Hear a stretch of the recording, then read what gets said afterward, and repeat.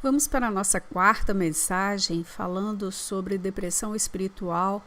São mensagens pregadas pelo pregador David Martyn Lloyd-Jones na Capela de Westminster, em Londres. E esta mensagem se chama Mente, Coração e Vontade. O versículo que vamos ler está em Romanos 6:17. Que diz: mas graças a Deus que, tendo sido servos do pecado, obedecestes de coração a forma de doutrina a que fostes chamados. Esta é uma versão deste versículo conforme se encontra na edição revista e corrigida da tradução da Bíblia em português.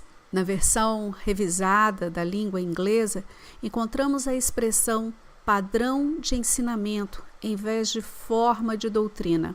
Obviamente, as duas frases têm o mesmo significado e chamo atenção para este versículo porque quero continuar nossa reflexão sobre a causa e a cura da depressão espiritual. Ao fazer isso, notaremos que as formas que este problema pode tomar parecem ser quase que infinitas. Ele se apresenta de tantas formas e aspectos diferentes que muitos tropeçam neste fato. Admiram-se que esta condição espiritual possa apresentar tantos sintomas e manifestações diferentes, e é claro que a sua ignorância do problema pode levá-los à própria condição que estamos considerando. O tipo de pessoa que pensa que desde o momento em que aceitamos o Senhor Jesus Cristo, todos os nossos problemas ficam para trás e viveremos felizes para sempre, certamente sofrerá de depressão espiritual algum dia. Somos levados a esta vida maravilhosa e a esta condição pela graça de Deus. Mas não devemos esquecer que contra e acima de nós existe outro poder. Pertencemos ao reino de Deus, mas a Bíblia nos previne que somos confrontados por outro reino, que também é um reino espiritual e que nos ataca e sedia a toda hora. Enfrentamos uma luta da fé e não temos que lutar contra a carne e o sangue, mas sim contra os principados, contra as potestades, contra os príncipes das trevas deste século, contra as hostes espirituais da maldade nos lugares celestiais. Efésios 6:12. Temos que estar preparados para a ocorrência desta condição que estamos considerando e sua manifestação em todos os tipos de pessoas e em muitas formas diferentes. O que melhor caracteriza as atividades de Satanás é a sua astúcia. Ele não só é capaz e poderoso, e ele é astuto. De fato, o apóstolo Paulo nos diz que, se for necessário, ele pode transformar-se num anjo de luz. O que ele mais deseja é arruinar, destruir a obra de Deus. E não há outra obra que ele mais deseja destruir do que a obra da graça do nosso Senhor Jesus Cristo. Portanto, desde o momento em que nos tornamos cristãos, passamos a ser objetos de atenção de Satanás. Por esta razão, Tiago diz: meus irmãos, tende por motivo de toda alegria o passardes por várias provações. Devemos nos regozijar, pois isto é uma prova da nossa fé. A partir do momento que nos tornamos cristãos, o diabo tenta nos desanimar, e a melhor maneira que ele consegue isso é fazer com que fiquemos abatidos, ou, segundo Charles Lamb, fazer com que soframos de cachumba e sarampo da alma. Cristãos desse tipo são como crianças doentinhas, que não crescem nem manifestam saúde e vigor. E qualquer cristão nesta condição é, de certa maneira, uma negação da sua fé, e isso agrada a Satanás. Por isso, ele está preocupado em produzir esta condição em nós, e não há limites para as maneiras em que ela pode nos afetar e como ela pode se manifestar em nós.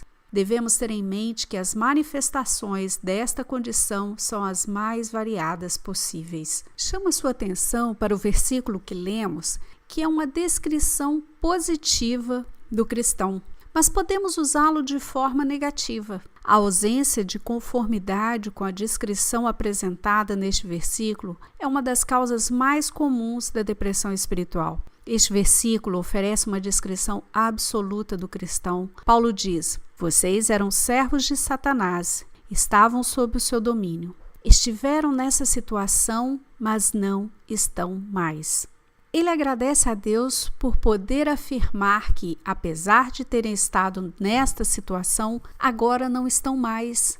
Por que não? Por esta razão, obedeceste de coração a forma de doutrina que vos foi entregue, ou a que fostes entregues. Ora, essa é a descrição que o apóstolo faz de um cristão. Notem que o apóstolo Paulo quer enfatizar a totalidade da vida cristã, o equilíbrio da vida cristã.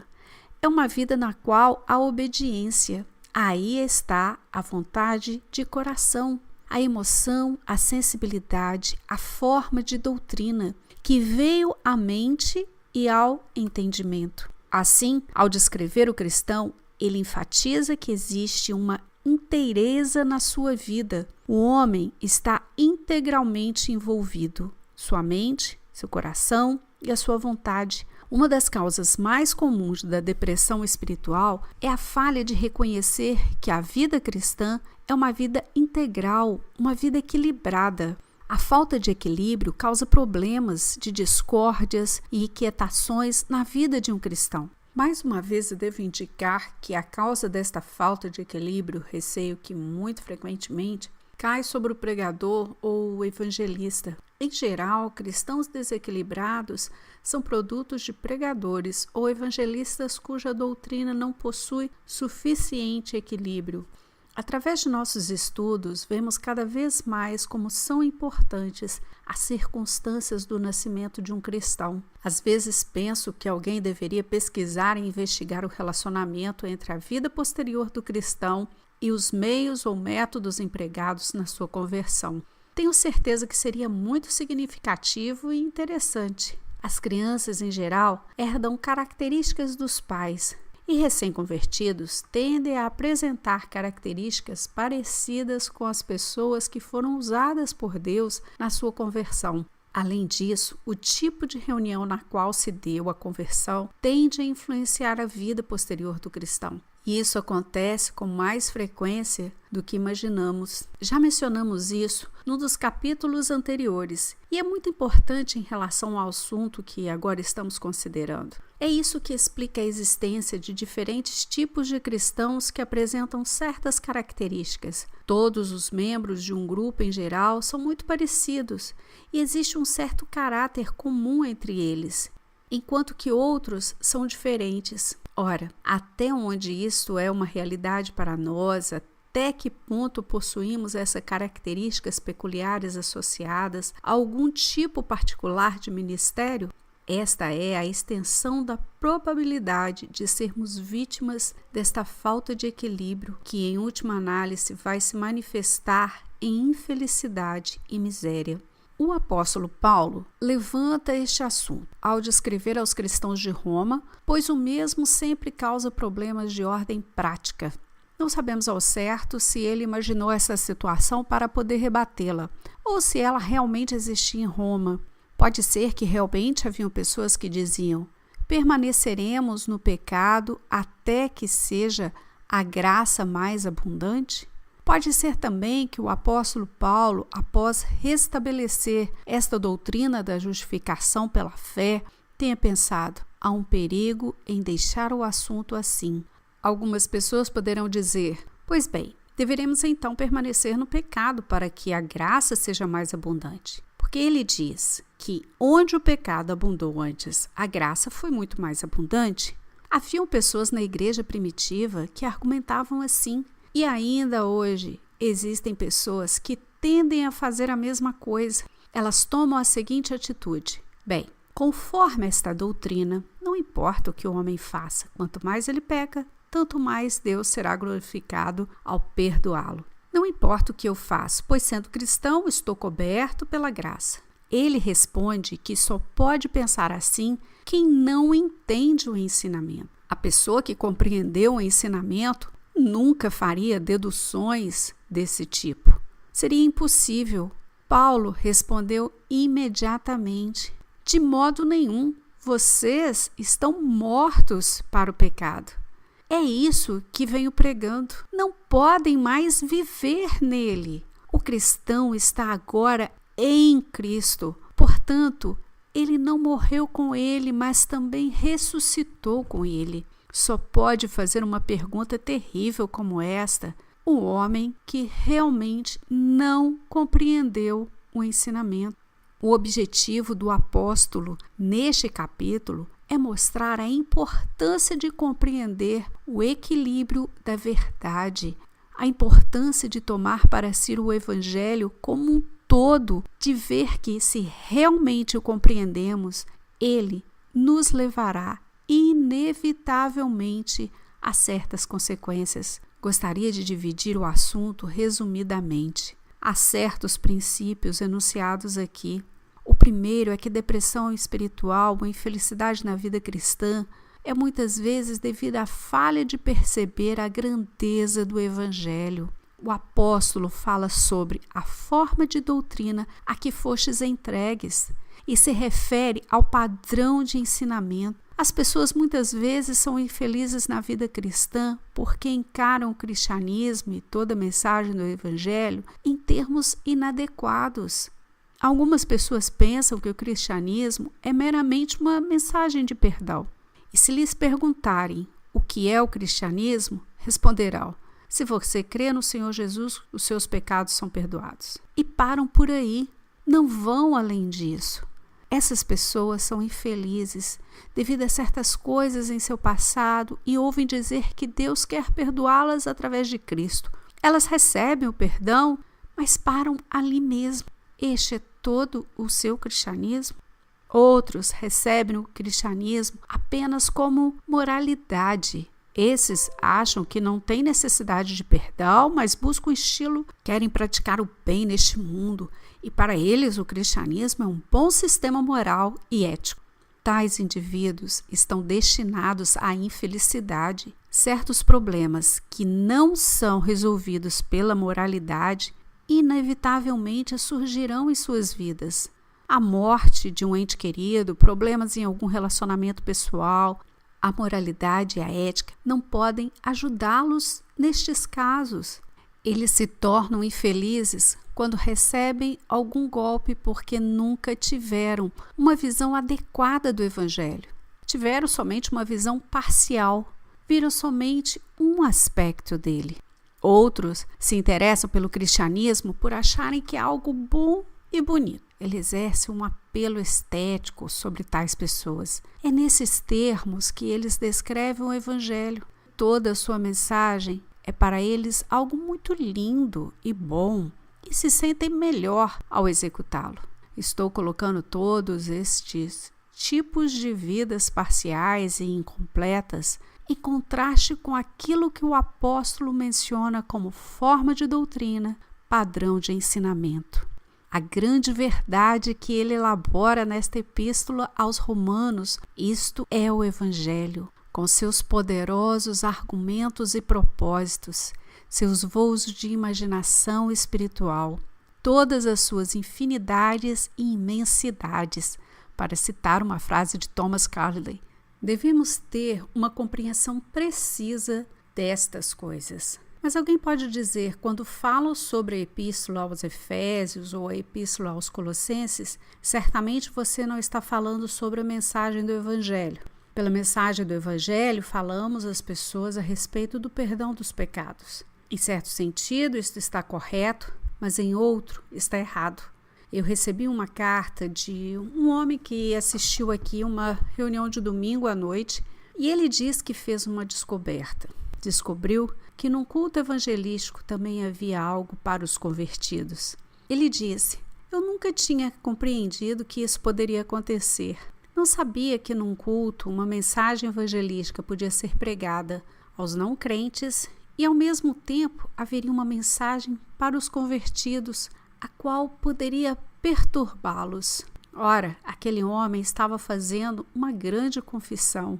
Ele estava me revelando qual era o seu ponto de vista do Evangelho até aquele ponto. Tinha uma compreensão parcial, incompleta, selecionando apenas uma das duas coisas.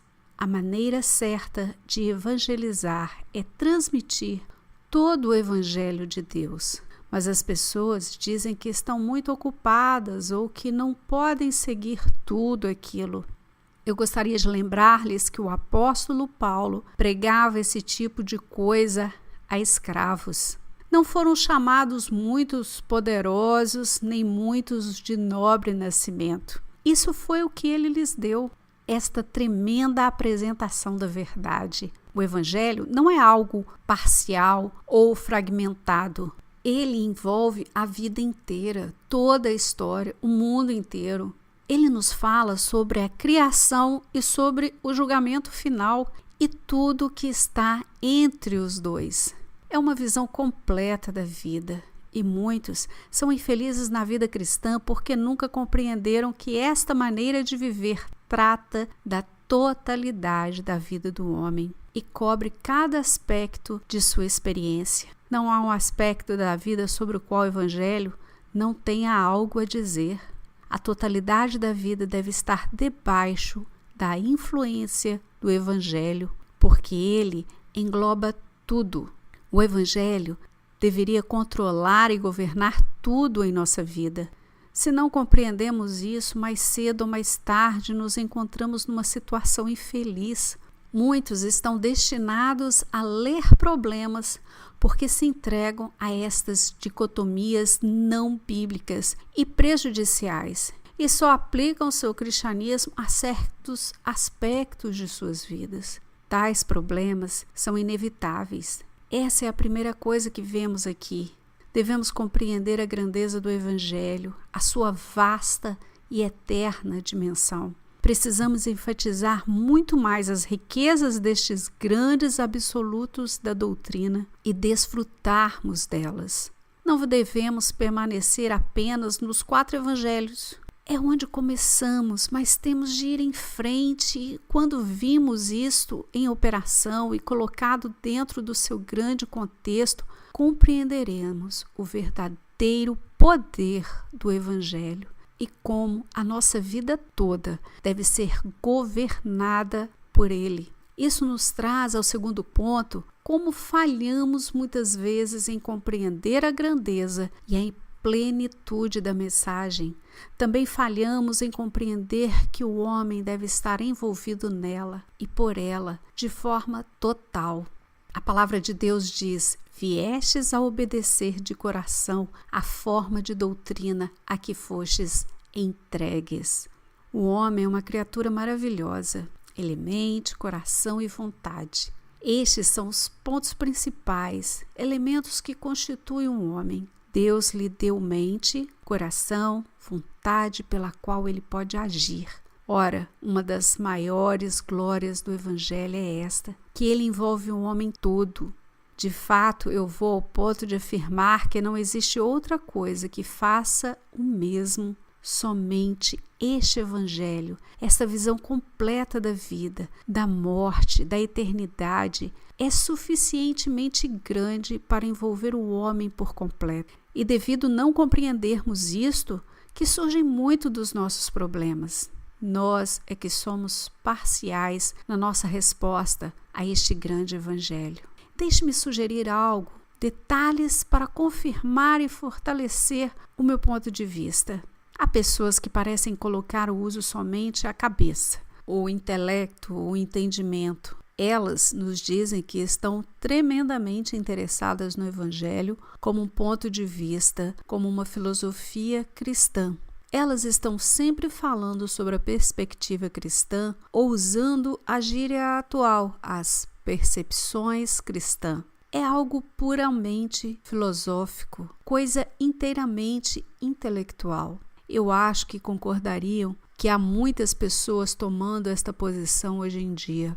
Para elas, o cristianismo é um assunto de tremendo interesse e acreditam e proclamam que se este ponto de vista cristão fosse aplicado na política, na indústria e em todos os outros círculos, todos os nossos problemas seriam resolvidos.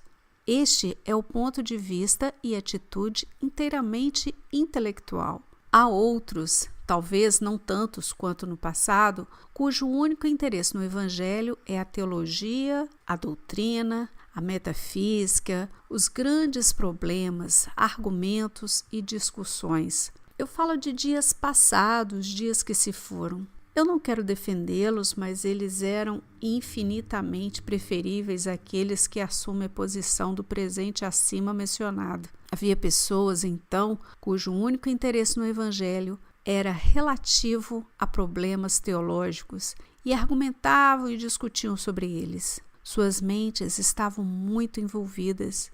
Este era o seu interesse, o seu passatempo intelectual. Contudo, a tragédia é que tudo se limitava a esse interesse e seus corações nunca tinham sido tocados. Não havia somente a ausência da graça do Senhor Jesus Cristo nas suas vidas, mas havia também frequentemente a ausência dos princípios elementares da bondade humana.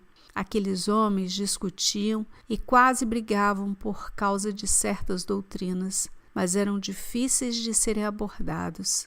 Nunca teríamos ido a eles com algum problema, pois teríamos sentido que eles não iriam atender nem se compadecer. Pior ainda, a verdade pela qual tanto se interessavam não era aplicada às suas vidas, era algo confinado aos seus gabinetes pastorais. A verdade não modificava sua conduta ou comportamento em nada, pois estava confinada à mente apenas. Obviamente, mais cedo ou mais tarde, seu destino era cair em dificuldades e em confusão. Já tiveram a oportunidade de ver um homem desse tipo enfrentando o final da sua vida? Já viram quando ele não pôde mais ler ou quando estava à beira da morte? Eu já vi um ou dois e não quero ver outro. É terrível quando o homem chega ao ponto em que sabe que vai morrer e o evangelho sobre o qual tanto discutiu, argumentou e até defendeu parece não ajudá-lo, porque na verdade nunca se tornou parte de sua vida, era apenas um passatempo intelectual. No entanto, há outros casos em que o evangelho parece afetar somente o coração.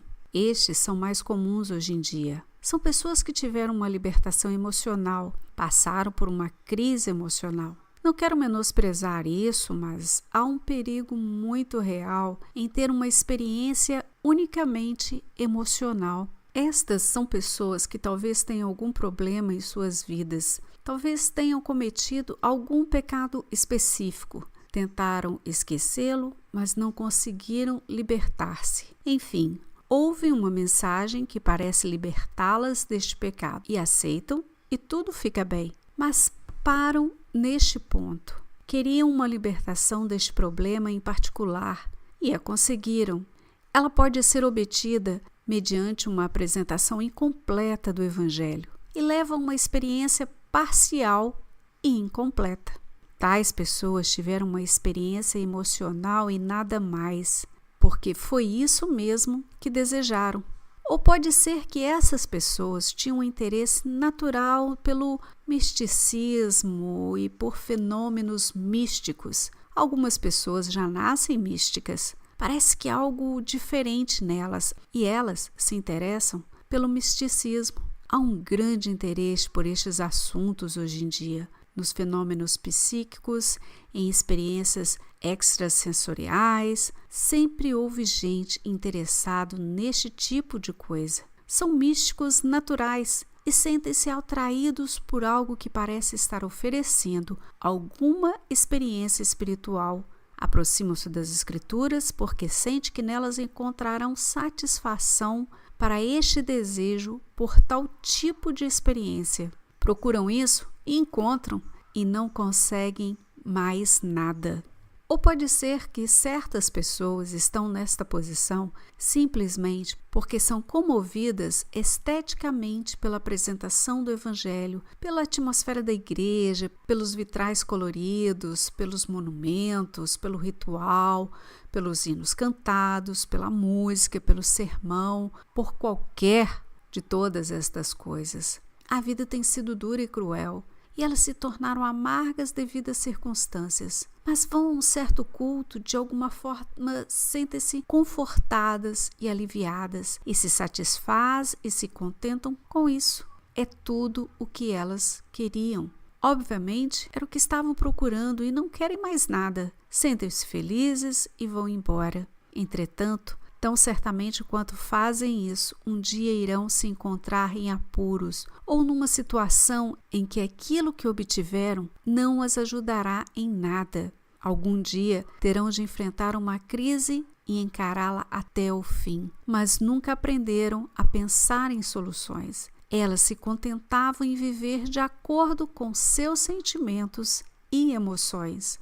Outros estão nesta posição que vem um lado somente, porque responderam a um apelo numa reunião. Eu me recordo de um grupo de pastores que me contaram como trabalharam na sala de aconselhamento de um evangelista famoso em visita a este país, o qual agora é um homem idoso e aposentado do ministério. Esses pastores perguntavam às pessoas que vinham à sala de aconselhamento por que haviam vindo. Muitas vezes as pessoas respondiam que não sabiam, e os pastores então perguntavam: mas você veio à sala de aconselhamento, por que fez isso? E a resposta era: eu vim porque o pregador disse que deveríamos fazer isso. Esse pregador tinha um maravilhoso e excepcional dom de contar histórias. Sabia dramatizar e frequentemente terminava sua mensagem com uma história comovente. Então fazia um apelo para que as pessoas viessem à frente. E como numa espécie de transe, elas andavam pelos corredores até a sala de aconselhamento sem saber o que estavam fazendo. Estavam comovidas e fascinadas, mas parecia não haver nenhuma concepção da verdade. Não havia qualquer relacionamento com a forma de doutrina a que fostes entregues. Movidos pela emoção e por nada mais, estes indivíduos entravam na sala de aconselhamento. Tais pessoas, mais cedo ou mais tarde, vêm a enfrentar problemas, serão infelizes e miseráveis e entrarão em depressão. São as pessoas que têm algo no coração, mas suas mentes não estão nem um pouco envolvidas e, infelizmente, muitas vezes nem mesmo a vontade foi envolvida. Elas se contentam em se alegrar emocionalmente e em experimentar sentimentos. E não estão nem um pouco preocupadas em aplicar a verdade em suas mentes e sua vontade. Então, finalmente, acontece a mesma coisa que as pessoas que deixam que somente a sua vontade seja envolvida. É impossível, e infelizmente já aconteceu, que certas pessoas são persuadidas a adotar o cristianismo. Elas afirmam que acreditam que esta é uma boa maneira de viver e solenemente decidem segui-la. Acho que devemos abolir este vocabulário decisão. Não gosto dele. Para mim, falar sobre a decisão por Cristo parece ser uma negação do texto que estamos considerando, como vou mostrar-lhes. O fato de alguém tomar uma decisão frequentemente acontece como resultado de um apelo. Se a vontade dos homens é fartamente bombardeada com certas vontades, certamente responderão. Tomarão uma decisão porque foram chamados para isso, porque foram pressionados a tomar uma decisão. Foi dito a eles que devem decidir, e eles decidem, porém, muitas vezes não sabem por que o fazem. E mais tarde começarão a fazer perguntas. O diabo cuidará para que surjam perguntas em suas mentes e descobrirão que não têm respostas para elas. Quero resumir este ponto desta maneira. Estas são as pessoas que decidem adotar o cristianismo em vez de serem dominadas por ele. Elas nunca escolheram este constrangimento, este sentimento que diz: eu nada posso fazer, por isso ajuda-me, Senhor. E que tudo mais deve ser excluído, que a verdade falou de tal maneira que elas têm de aceitá-la. É isto que Paulo está dizendo neste capítulo. De maneira nenhuma, ele diz. Do que é que vocês estão falando? Não sabemos o que é a verdade? Como podem dizer, permaneceremos no pecado para que a graça seja mais abundante? Isto significa que vocês não sabem o que é a graça. Somente pessoas que entenderam a verdade desejam obedecê-la. A tragédia das outras é que nunca a entenderam realmente. Isso, então, é a causa do problema. Quero, contudo, enfatizar uma coisa. Às vezes, como já mostrei, encontramos pessoas que têm somente uma parte da sua personalidade envolvida, somente a cabeça, o coração ou unicamente a vontade. Concordaremos que elas devem estar erradas. Sim, mas sejamos claros sobre isto. Também é errado envolver apenas duas partes da personalidade. É igualmente errado envolver a mente e o coração sem a vontade, ou a mente e a vontade sem o coração, assim como o coração, a vontade, sem a mente. Creio que é isto que o apóstolo está enfatizando. A posição cristã é tripla. São três juntos, os três ao mesmo tempo, os três sempre. Um grande evangelho como este envolve o homem por completo. E se o homem inteiro não está envolvido, ele deve refletir novamente sobre a sua posição real. Obedeceste de coração a forma de doutrina a que fostes entregues. É o que diz o Evangelho. Que Evangelho! Que mensagem gloriosa! Pode satisfazer completamente o intelecto do homem, pode comover o coração inteiramente e pode levar a uma obediência total de coração no domínio da vontade. Esse é o Evangelho.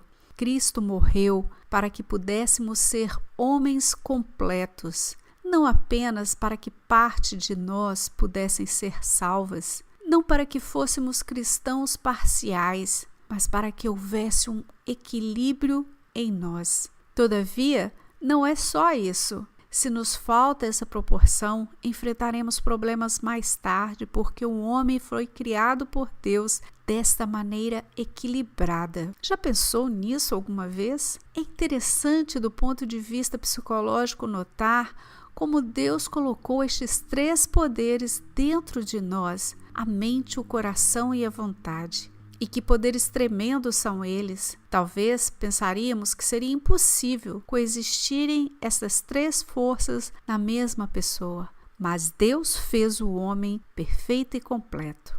Podemos ver isso de forma perfeita no Senhor Jesus Cristo. E o objetivo da salvação é trazer-nos a essa perfeição, conformando-nos à sua imagem até o ponto que os defeitos e os traços do pecado são removidos e destruídos. Quero dizer uma palavra final sobre este equilíbrio. Estas coisas devem vir, como sempre, na ordem correta. Há uma ordem definida neste versículo, e a ordem, obviamente, é esta. Estas pessoas eram escravas, presas pelo pecado, e deixaram de o ser. Por quê? O apóstolo diz que a forma de doutrina veio a elas. Obedecestes de coração a forma de doutrina a que fostes entregues. Elas viviam em escravidão, e o que as libertou? A verdade foi apresentada a elas. Não foram simplesmente comovidas emocionalmente na área do coração, não foi meramente um apelo à vontade, não. A verdade foi apresentada. Devemos colocar estas coisas sempre na ordem certa e a verdade é a primeira. Primeira doutrina, primeiro padrão de ensinamento, primeira mensagem do Evangelho. Não estamos preocupados somente em atrair pessoas emocionalmente ou na área da vontade. Estamos preocupados em pregar a palavra. Os apóstolos não foram enviados simplesmente para produzir resultados e mudar as pessoas. Eles foram enviados para pregar o Evangelho, para pregar a verdade, para pregar e proclamar Jesus e a ressurreição. Esta mensagem, esta forma de doutrina, este depósito, estes são os termos usados no Novo Testamento e a igreja certamente produzirá monstruosidades espirituais se não colocar isto em primeiro lugar. O cristão deve saber porque ele é cristão.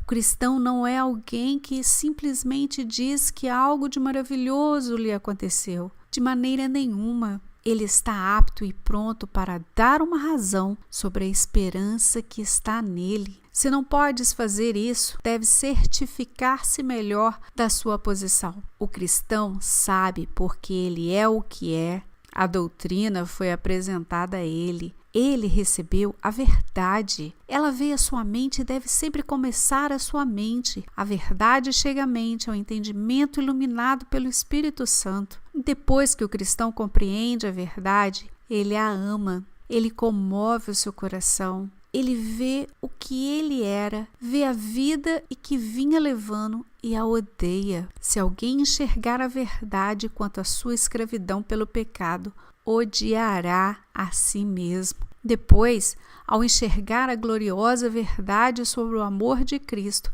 ele vai querê-la, ele vai desejá-la. Assim o coração é envolvido. Enxergar a verdade realmente significa que somos comovidos por ela, que nós a amamos. Não pode ser de outra forma. Se enxergarmos a verdade com clareza, vamos senti-la. E isto leva ao passo seguinte: o nosso maior desejo será praticar e viver esta verdade.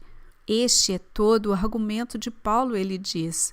A sua conversa sobre permanecer no pecado é inadmissível. Se vocês compreendessem a sua união com Cristo, que foram plantados com Ele na semelhança da sua morte e, portanto, ressuscitados com Ele, então jamais pensariam em falar assim. Vocês não podem ser unidos com Cristo e ser um com Ele e, ao mesmo tempo, perguntar: permaneceremos no pecado? Será que esta grande verdade me dá licença para continuar fazendo aquelas coisas que antes eram atraentes para mim? Claro que não! É inconcebível. O homem que sabe e acredita que ele ressuscitou em Cristo, inevitavelmente desejará caminhar nesta nova vida com ele. É assim que Paulo coloca o seu grande argumento e demonstração. E eu tiro a minha conclusão final, que ao lidar com esta área, devemos compreender que quando falamos aos outros, não devemos abordar diretamente o coração. E eu vou mais adiante, a vontade também não deve ser abordada diretamente. Este é um princípio muito importante que devemos ter em mente, tanto no tratamento pessoal como na pregação. O coração deve ser influenciado sempre mediante o entendimento. Primeiramente, depois o coração e, em terceiro lugar, a vontade. Não temos o direito de atacar diretamente o coração dos outros e nem mesmo o nosso. Eu conheci homens de vida perversa que encontravam falso conforto para sua própria condenação no fato que ainda conseguiam chorar e comover-se emocionalmente numa reunião religiosa. Eles argumentavam: eu não posso ser totalmente mau. Ou então, eu não reagiria desta maneira, mas esta é uma dedução falsa. A sua reação emotiva era produzida por eles mesmos. Se fosse uma resposta à verdade, as suas vidas teriam sido mudadas. Não devemos abordar nunca o coração ou a vontade do homem diretamente. A verdade é recebida através da maior dádiva de Deus ao homem. Isto é, a mente e o entendimento. Deus criou o homem segundo a sua própria imagem, e não há dúvida de que a parte principal desta imagem é a mente com a sua capacidade de compreender a verdade. Deus nos deu este dom e é através dele que ele nos envia a verdade. No entanto, que ninguém pense, de modo algum, que tudo termina no intelecto. Começa ali, mas depois continua. Ele então toca o coração e finalmente o homem entrega a sua vontade. Ele obedece sem lamentações e sem falta de vontade, e sim de todo o coração. A vida cristã é uma vida perfeita e gloriosa, que envolve e cativa a personalidade inteira. Oh, que Deus nos faça cristãos equilibrados, homens e mulheres de quem possa ser dito que estão obedecendo totalmente, de coração, a forma de doutrina que nos foi entregue. Amém, queridos.